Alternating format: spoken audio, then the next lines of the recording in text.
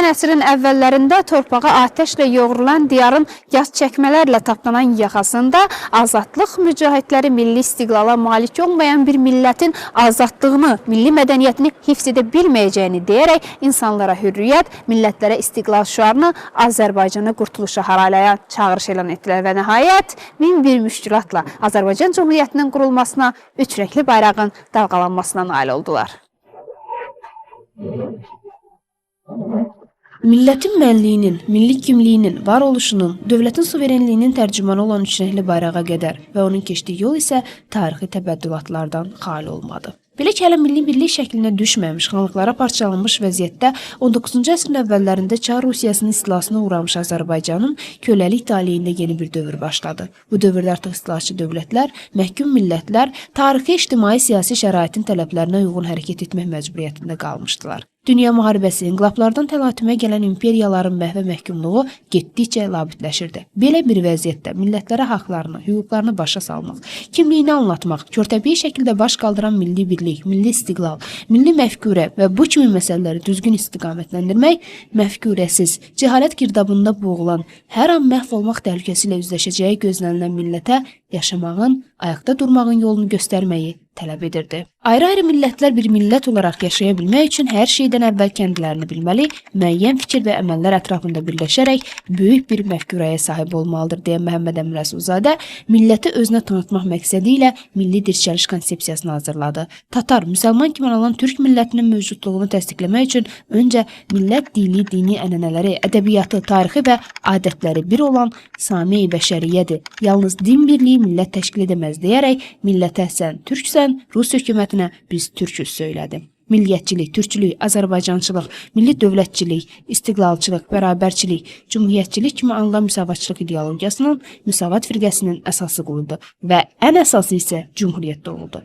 Yoxdan var edildi. Şərqin ilk cümhuriyyətini tarixinə şərəflə yazan Azərbaycan dövləti kimi atributlarını da yaratmalı idi. Beləcə, Azərbaycan bayrağının tarixi onun qanlı taleyinin mürəkkəbi ilə yazılmağa başladı. Qan kimi qırmızı rəngli ilk zühuru ilə. Dövlət bayrağı haqqında 1918-ci il iyunun 21-də verilən ilk hökumət qərarına əsasən Azərbaycan bayrağı qırmızı parçadan üstündə ağ, aypara və qırmızı fonda 8 gülşəli ulduzun təsviri verilmiş bayraq kimi hazırlandı. Bu dövləti hər hansı bir şəkildə, istər daxildə, istər beynəlxalq aləmdə təmsil etmək üçün bayrağa, bir simvola ehtiyac vardı və ona görə də bu cümhuriyyəti yaradan böyük şəxsiyyətlər onlar Türkiyənin bayrağının rəngini əsas götürərək, ayparanı götürərək və ora 8 güşəli ulduz əlavə etdi.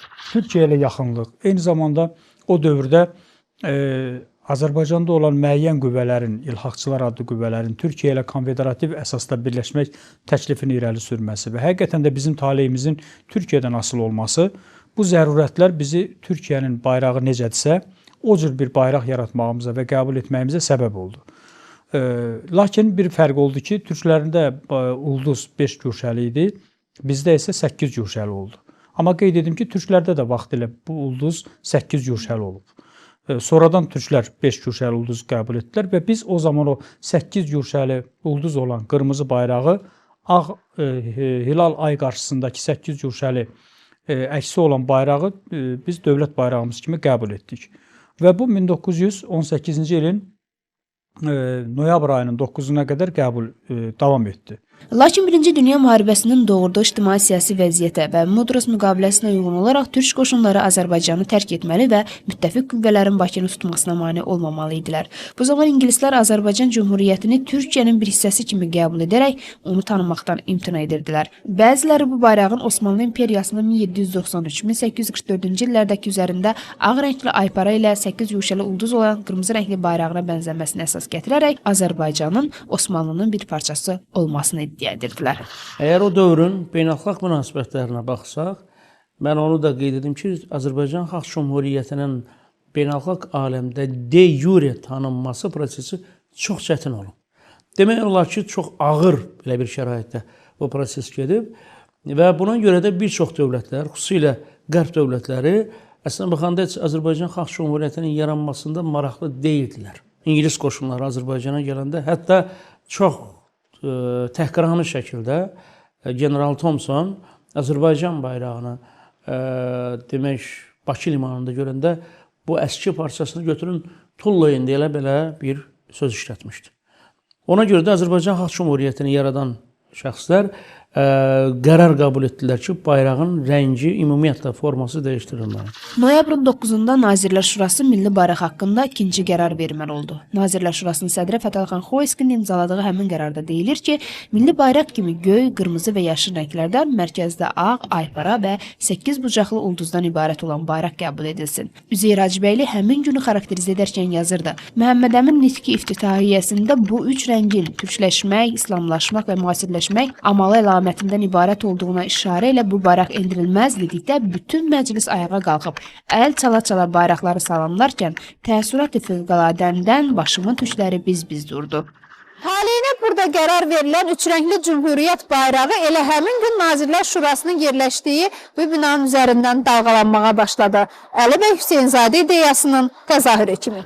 Bayrağın rəngi və forması isə təsadüfən seçilməyib. Başqa sözlə, onun üzərindəki hər bir simvolun özünə məxsus tarixi, siyasi, mədəni amillərlə bağlı olan məna və funksiyası vardır. Bayraqdakı üç rəngin ifadə etdiyi türkçülük, islamçılıq və müasirlik düsturunun müəllifi isə Əli bəy Hüseynzadədir. Onun irəli sürdüyü türkləşmək, islamlaşmaq və avropalaşmaq siyasi ideoloji modelini sonralar Rəsulzadə Milli İstiqlal Hərəkatının siyasi ideoloji prinsipi səviyyəsinə qaldırdı ki, bu da öz növbəsində müstəqil Azərbaycan istiqlal və azadlıq rəmzi olan üçrəngli milli bayrağımızın yaranmasına dəvət vermiş oldu. Bayrağı Rəsulzadə parlamentin ilk yığıncağında müstəqil Azərbaycanı təmsil o üç boyalı bayrağı şurayı milli qaldırmış türk hürriyyəti, İslam mədəniyyəti və müasir əfkar-ı əhraranəsini təmsil edən bu üç boyalı bayraq daimən başlarımızın üstündə ehtisas edəcəkdir deyə xarakterizə etdi. Üzeyir Hacıbəyli milli bayrağımızdakı rənglərin ifadə etdiyi məna və funksiyaları haqqında isə yazırdı. Azərbaycan Respublikası o zaman bütün şərqdə ən demokratik parlament modelinə malik idi və sağlam bir milliyyət fikri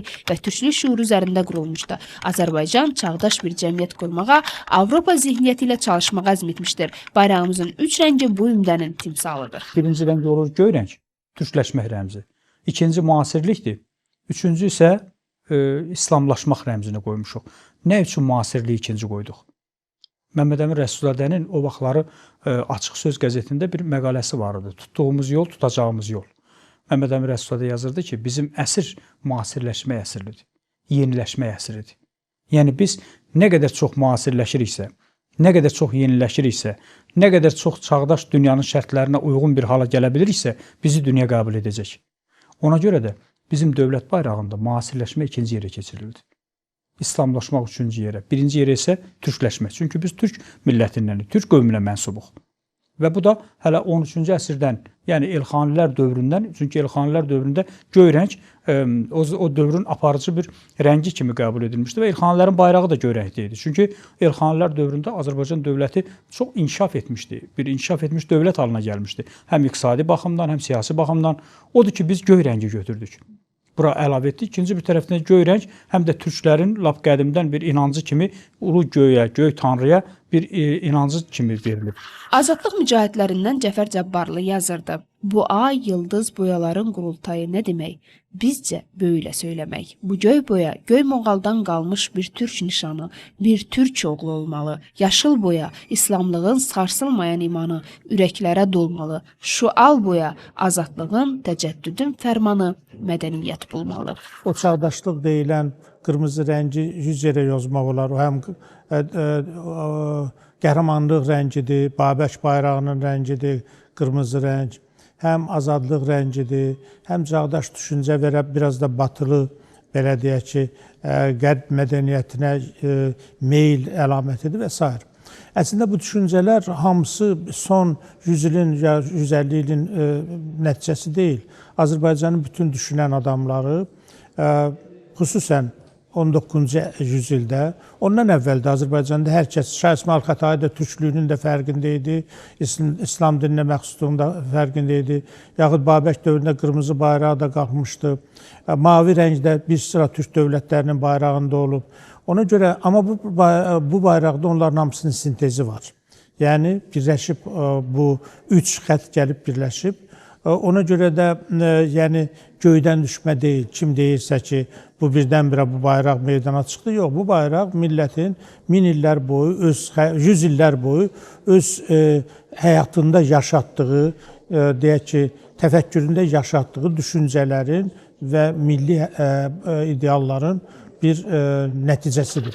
Üçrəngli bayraq dövlət bayrağı kimi qəbul olunanda orada rənglərin nəyi ehtiva etdiyi göstərilsə də, aypara və 8 güşəli ulduzun mənaları açıqlanmayıb. Araşdırmalar isə göstərir ki, aypara şəklində rəmzləşdirilən ay bir çox qədim şərq xalqlarında, o cümlədən əski türklərdə müqəddəs sayılır, ona sitayiş edilirdi. 8 güşəli ulduz simvolunun tarixi çox qədimlərlə, əski inamlarla, mifik görüşlərlə bağlıdır. Qədim türklər günəşə və aya sitayiş edər, çadırlarının qapısını günəş doğan səmtə doğru qoyardılar.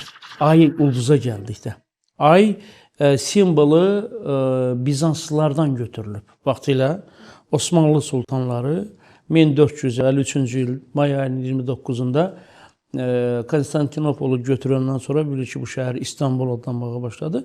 Orada həmin demək simvollar vardı və onlar bir növ bir çox ölkələr hansı ki sonradan Osmanlı imperiyasının mülklərinə çevrildi. Orada öz simvollarını demək onların həmin mülklərin Osmanlı Türkiyəsinə mənsub olmasını göstərmək üçün aypara simvolundan istifadə etmədilər və bu sonradan İslamın ümumi bir simvoluna çevrildi.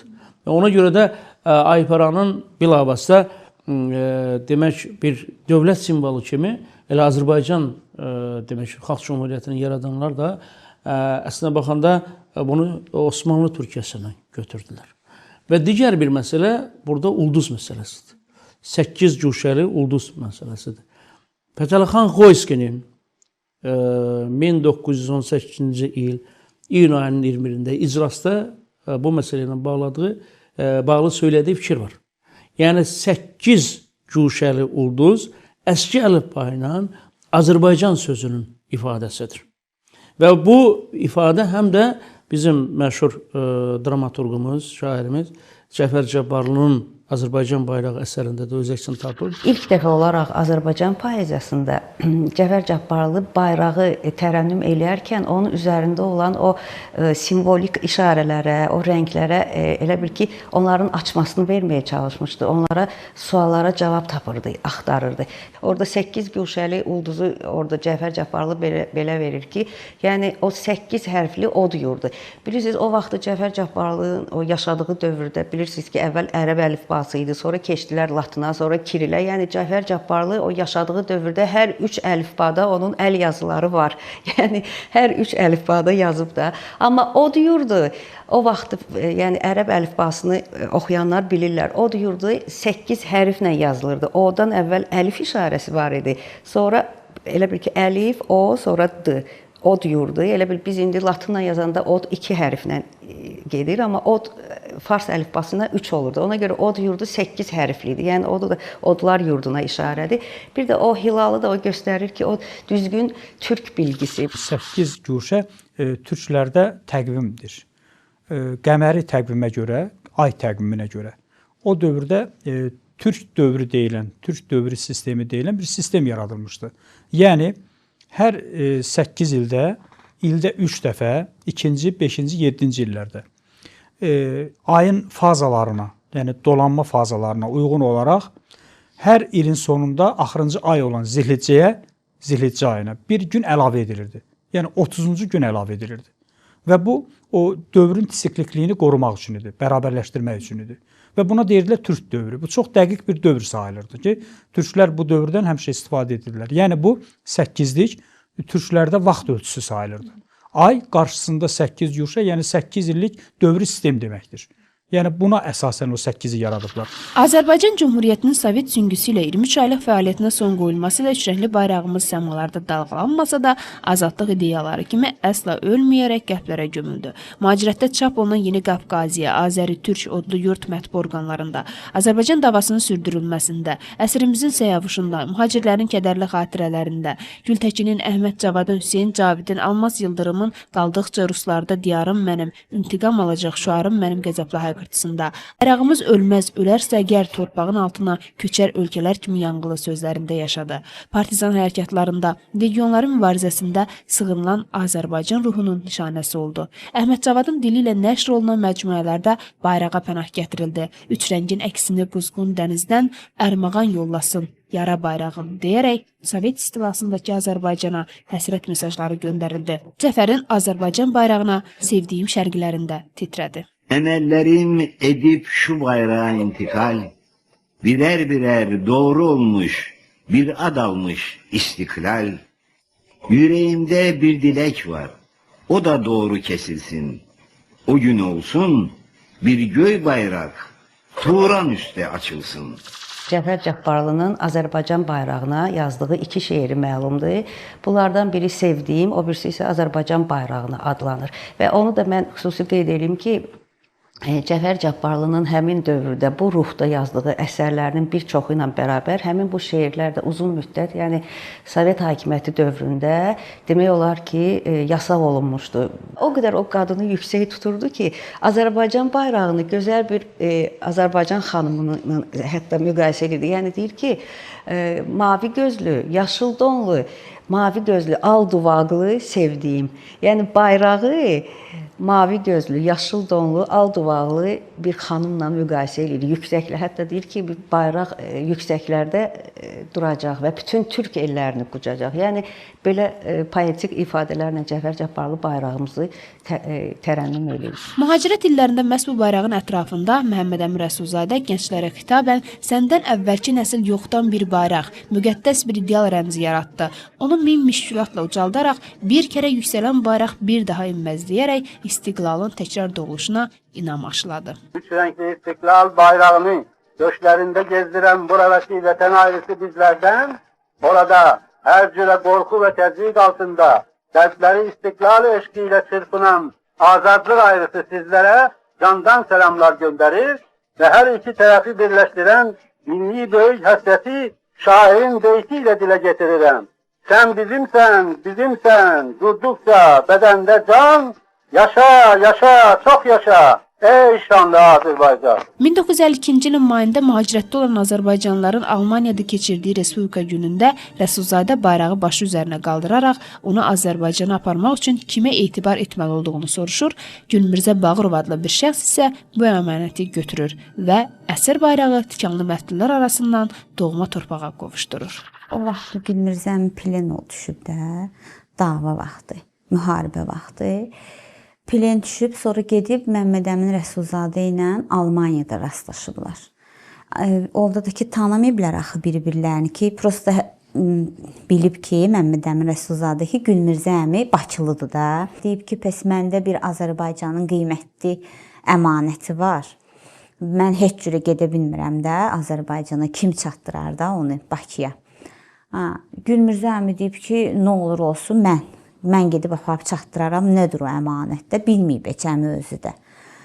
Bu çıxartıb bayrağı, öz yoldaşı tikib həmin bayrağı. Onu Gülmirzə əmiyə verib, Gülmirzə əmi də onu nə çətinliklərlə belinə səriyib, qurşaq altından, nə zülümlərlə, yoldaşının kasinkasına səriyib, keçirtib onu nə zülümlərlə saxlayıb, keçirtib Bakıya götürüb gəlib.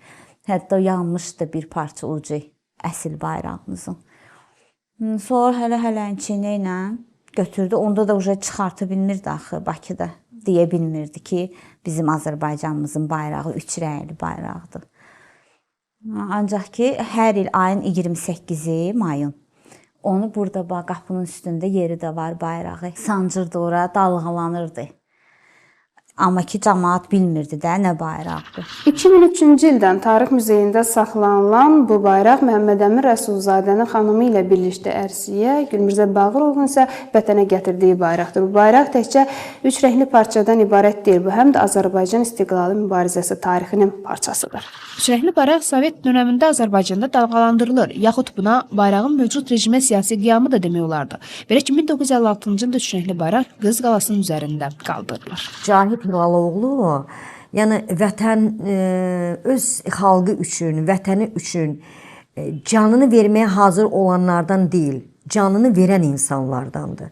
Çünki o gənclik illərinin demək olar ki 15 ilini o sürgündə oldu. Özlərinin gizlin təşkilatları var idi. Yəni təşkilatları vardı və 40 nəfərə qədər deyəsən adam var idi bu təşkilatın üzvü var idi. Onlar istəyirdilər ki, Azərbaycan Sovet İttifaqından ayrılıb ayrı müstəqil bir ölkə kimi olsun. Onlar bu amalla yaşayırdılar. Həmin bu insan, o və onun silahdaşları. Və onlar bir günləri danışıblar ki, və onlara elə gəlib ki, onlar əgər Azərbaycanın üşəngi bayrağını Qız Qalasına qaldıracaqsa və onlar buna nail olacaqlar. Mən ona sual verdim ki, bəs dedim ki, ay Cahid müəllim, bəs sən bilmirdin o qədər böyük hegemon bir dövlət idi, siz orada neyə bilərdiniz? Deyir, azacıq da olsa deyir, biz bilirdik ki, biz ola bilsin heç nə eləyə bilməz. Amma biz bu xalqda bu ruhu qaldırmaq istəyirdi. Biz xalqı, yatmış bir xalqı oyatmaq istəyirdi ki, yəni baxın, yəni budur sizin bayrağınız. Yəni siz bunu danmamalısınız. Çünki o vaxtları deyir, insanlar deyir, çox rus dilinə çox, yəni rus dilli idi. Demək olar ki, hamı rus dilində danışırdı. Hamı yəni unutmuşdu artıq ki, Azərbaycanın müstəqil dövlət olub vaxtilə. Bu hərəkətinə görə Cahid Hilaloğlu illərlə azadlıqdan məhrum edilir. Ona bu işdə kömək edən Çingiz Abdullayev isə ruhi xəstəliklə dispanserinə salınır. Onun bütün dişlərini sürgündə tökmüşdülər. Yəni linyeyka yoxdur. Linyeyka ilə deyir ağzına bərk-bərk vururlarmış onun. Sonra bir dənə torba var, belə bir torba, sıxıcı torba. Onun içinə salırlarmış onu. Deyirlərmiş ki, təkrar elə. Sən necə dedin? Necə? Azərbaycan müstəqil olmalıdır. Təkrar elə bu sözü.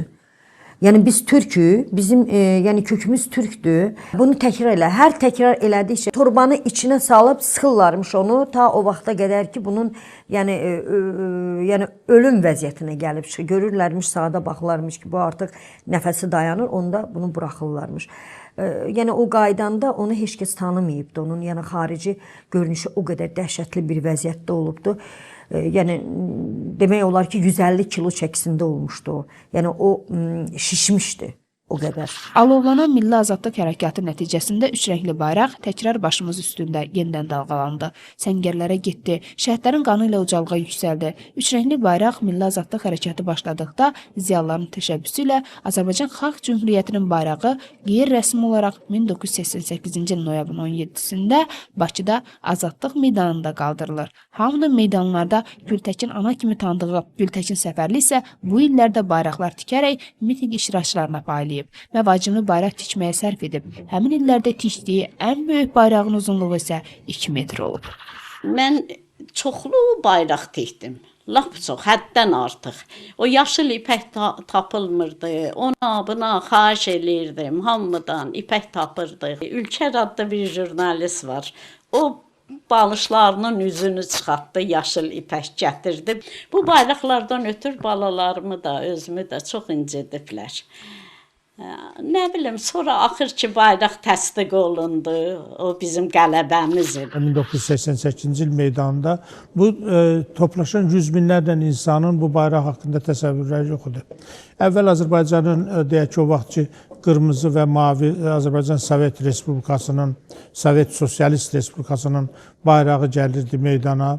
Sonra SSR-nin bayraqları vardı və xalqın toplaşmağından istifadə edərək bir sıra qonşu ölkələrin, xüsusən İslam ölkələrindən bayraqlar da meydanda görünürdü. Üç rəngli bayraq əvvəl uşaqların əllərində ilk dəfə meydana balaca bayraqlar gəldi, hələ çoxları tanımırdılar. Sonra ilk dəfə olaraq daha böyük bir bayraq ortaya çıxdı və mən meydanda onu o gün meydanı idarə edən, meydana aparan mən idim, mitingi və meydanda bayrağı görəndə və ora gətirilmiş yad bayraqları da görəndə ilk dəfə meydanda dedim ki, bizim bayrağımız o üç rəngli bayraqdır, o qalsın, yerdə qalan bütün bayraqlar yığışdırılsın. Rəsmi haqqını isə Naxçıvan Ali Məclisinin 1990-cı il noyabrın 17-sində keçirilmiş sessiyasında üç rəngli bayrağın bərpası və onun Naxçıvan Muxtar Respublikasının dövlət bayrağı kimi qəbul olunması haqqında qərarla tapdı. Renkli bayrağı Naxçıvan Muxtar Respublikasının dövlət bayrağı kimi qəbul olundu.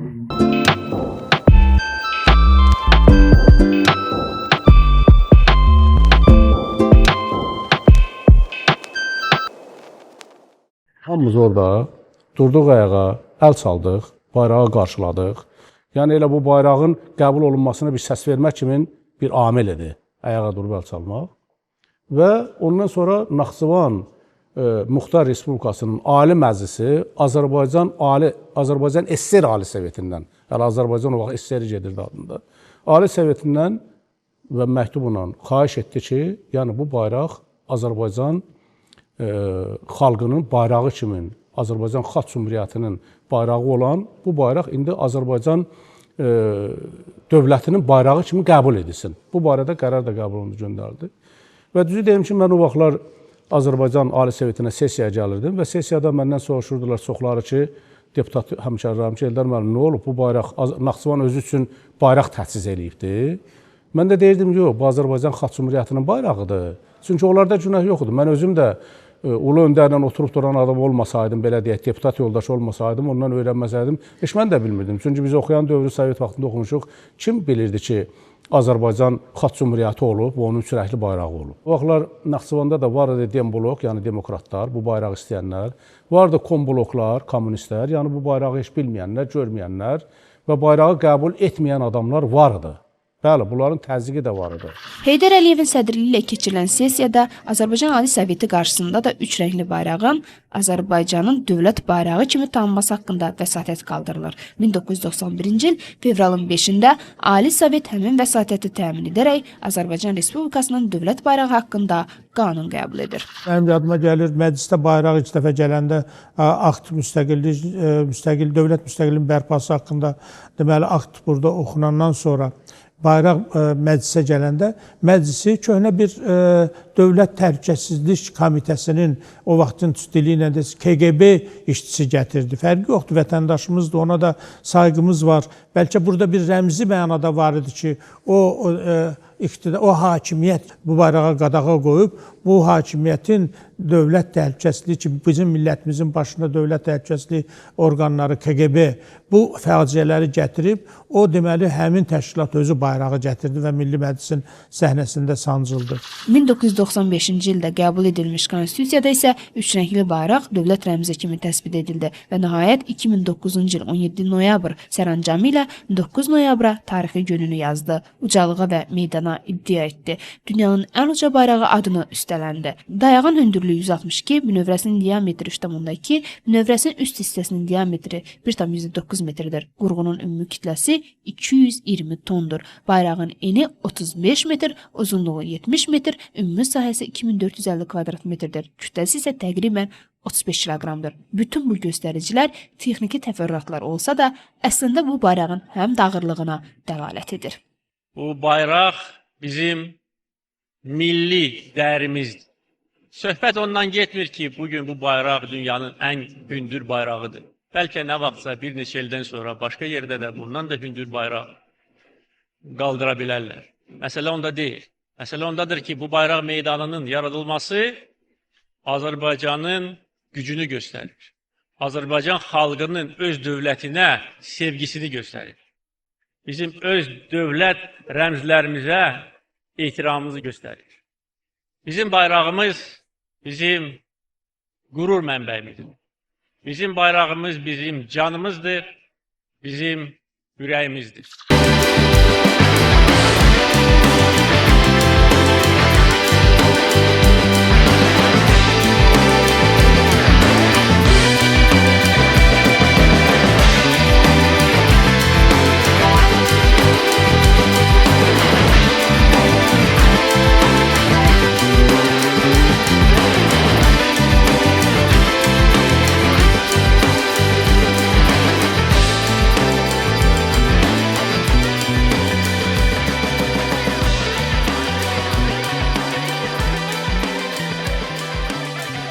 Bir sözlə mötəbər yerlərdə qaldırıldı, and içilib qarşısında diz çökülən səcəyaha çevrildi.